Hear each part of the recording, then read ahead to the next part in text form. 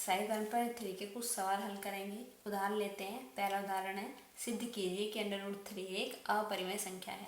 तो जब इस तरीके का कोई थ्योरम, कोई प्रमेय हमें सिद्ध करने के लिए आती है, सवाल को सिद्ध करने के लिए आता है, तो क्या करते हैं, इसमें हमें जो मान दे रखा है, जो सिद्ध करने के लिए कहा गया है, उसका रिवर्स मान लेते हैं, उसका अपोजिट मान लेते हैं। जैसे सिद्ध करना है कि √3 एक अपरिमेय संख्या है, तो इसका हल कहाँ से शुरू होगा, मान लेंगे हम कि √3 एक माना √3 एक परिमेय संख्या है। √3 एक परिमेय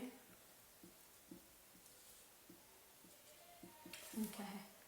जब √3 एक अपरिमेय संख्या नहीं है, परिमेय संख्या ले ली जाती है, तो इसे हम परिमेय संख्या को a/b की फॉर्म में लिख सकते हैं। मान लेंगे a/b बराबर √3 है। ये परिमेय संख्या की डेफिनेशन कह सकते हैं। a और b क्या है, कोई भी पूर्णांक है, किस तरीके के कि a और b 0 नहीं है, a और b पूर्णांक हैं, किस तरीके के पूर्णांक हैं, जिनमें a, b इन दोनों में से कोई भी 0 नहीं है।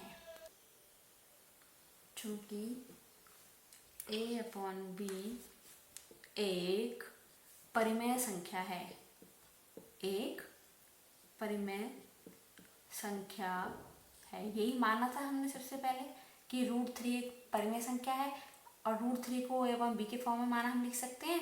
तो जब ये हमें परिमेय संख्या मान लिया हमने इसे, तो ये भी तो परिमेय संख्या हो जाएगी। तो चूंकि लिखा है, इस चूंकि a/b एक परिमेय संख्या है। और कैसी परिमेय संख्या है कि a और b दोनों ही सह अभाज्य हैं, व a तथा b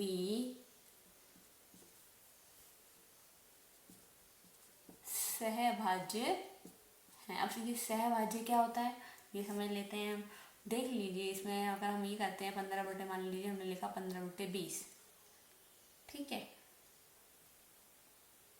15/20 लिखा। अब कौन सी संख्या ऐसी है कि इन दोनों का फैक्टर हो जाए, तो कट जाए एक संख्या से, 5, 5 से 15, 5 चौक 20। लेकिन अब आ गया काट के 3/4। अब 3/4 जो काट के आया है, क्या ये संख्याओं में कोई कॉमन फैक्टर ऐसा है जो संख्या ऐसे भी काट दे और इसे भी काट दे? नहीं ना, क्योंकि 3 अभाज्य संख्या समझाया था, 4 2 से कट सकता है, लेकिन क्योंकि a और b को कह रहे हैं सहभाज्य है, तो इन दोनों का उभयनिष्ठ गुणनखंड 1 के अलावा, 1 के अलावा और कोई नहीं होगा। तो a/b इस फॉर्म में है, a/b एक परिमेय संख्या है, वह a तथा b सहभाज्य है। तो a और b इस तरीके के हैं, ये दोनों को प्राइम है। को प्राइम का मतलब ये है कि कोई भी एक ऐसी संख्या नहीं है जिससे दोनों कट जाएं, यानी कोई भी इनका उभयनिष्ठ गुणनखंड नहीं है, केवल एक है, 1 है। क्योंकि एक इसमें भी आ रहा है 3 × 1 4 × 1, तो एक से दोनों कट सकते हैं। तो उभयनिष्ठ गुणनखंड सहभाज्य में उभयनिष्ठ गुणनखंड 1 होता है। तो हम ये कह सकते हैं कि यदि a/b एक परिमेय संख्या है, a तथा b अगर सहभाज्य हैं, तो a व b का उभयनिष्ठ गुणनखंड, उभयनिष्ठ गुणनखंड 1 होगा, ठीक है। अब क्या करेंगे, अब √3 यहाँ लिखा बराबर a/b लिखा, दोनों पक्षों का वर्ग कर देंगे। वर्ग करके क्या होगा, √3 × √3, 2 टाइम्स है, 2 बार लिखा है, तो √3 से मल्टीप्लाई करेंगे तो कितना जाएगा, 3 बराबर ये कितना आएगा, a² अपॉन 1 किया और क्रॉस मल्टीप्लाई कर दी, तो ये क्या हो गया, 3b² बराबर a²। इसे आप समीकरण नंबर 1 ले लें। अब इसे हम ये बात कह सकते हैं, देखिए इसे समीकरण 1 में कि a² जो है 3 से डिवाइड हो रहा है। कैसे, देखो कैसे समझ में आया, ये इस तरीके से कर सकते हैं, इसे 3 गुणा कर रहा है, इधर जाके बराबर के इधर जाके भाग कर देगा। तो हम ये कह सकते हैं कि a² को 3 विभाजित कर रहा है। जब a² को 3 विभाजित कर रहा है, तो a को भी 3 विभाजित करेगा। ये प्रमेय होती है कि किसी भी संख्या का वर्ग अगर किसी दूसरी संख्या से भाग हो रहा है, डिवाइड हो रहा है, तो उसका विदाउट वर्ग, विदाउट स्क्वायर, यानी कि उसका बिना वर्ग यानी सिंगल वैल्यू भी उसी संख्या से डिवाइड हो जाएगी। तो हम कह सकते हैं कि चूंकि ए स्क्वायर 3 से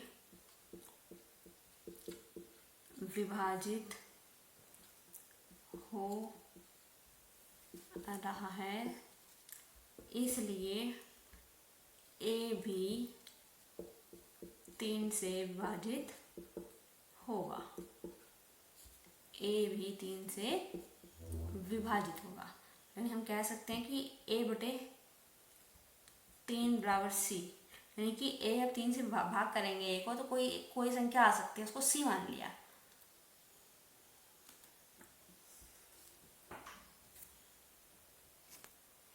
जैसे कि ये आ गया ए बटे 3 बराबर सी, ये लिखा है ना, देखो ए स्क्वायर 3 से विभाजित हो रहा है, तो ए भी 3 से विभाजित होगा।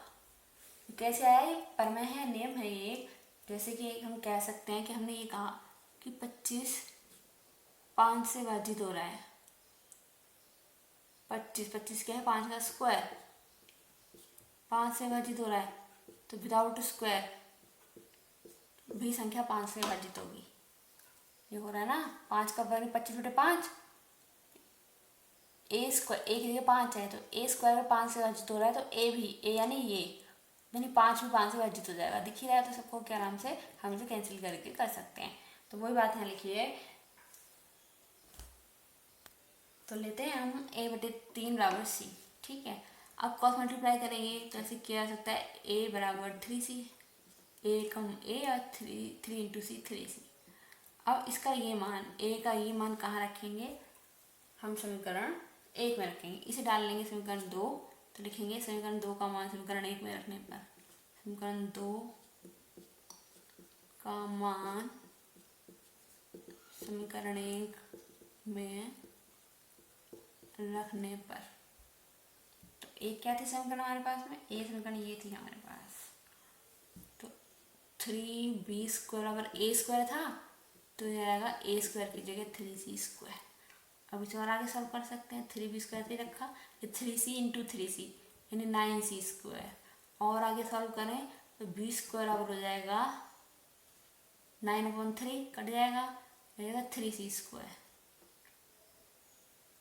तो इसे हम ऐसे लिख सकते हैं b स्क्वायर अपॉन 3 बराबर c स्क्वायर।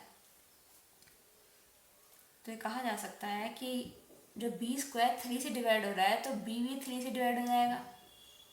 ये कंडीशन थी ना ये वाली, कि जब b स्क्वायर 3 से डिवाइड हो रहा है, तो b भी 3 से डिवाइड हो जाएगा।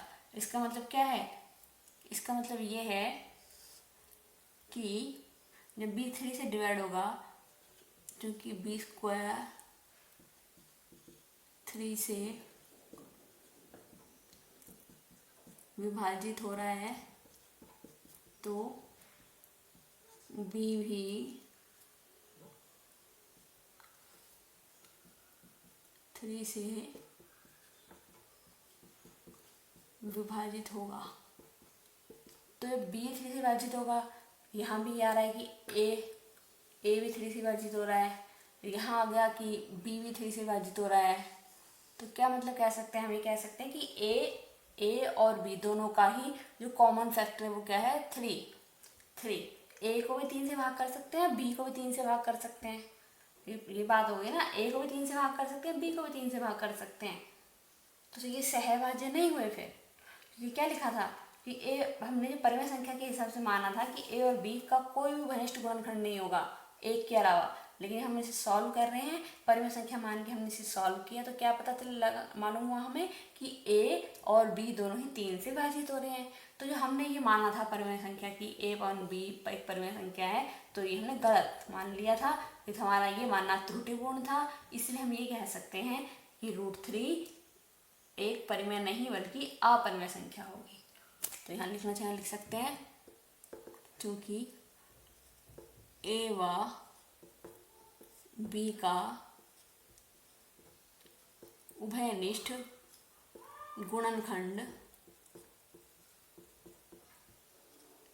3 है जो कि विरोधाभास है, जो विरोधाभास है, इसलिए a/b बराबर √3 एक परिमेय नहीं, अपरिमेय संख्या होगी, अपरिमेय संख्या होगी।